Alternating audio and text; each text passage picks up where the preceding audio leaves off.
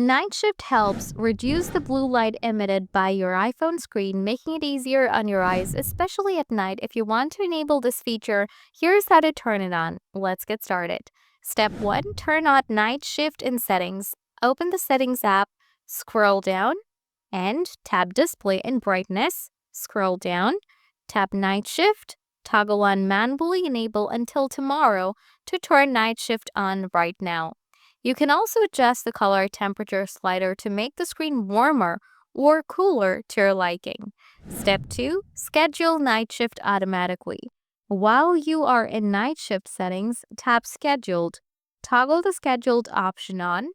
Choose from sunset to sunrise, or set a customized time range for night shift to activate automatically. By following these steps, you'll be able to turn on and adjust night shift on your iPhone.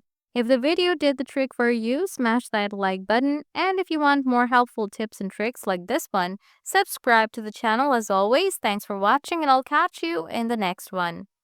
Till then, enjoy a more comfortable screen experience. Take care.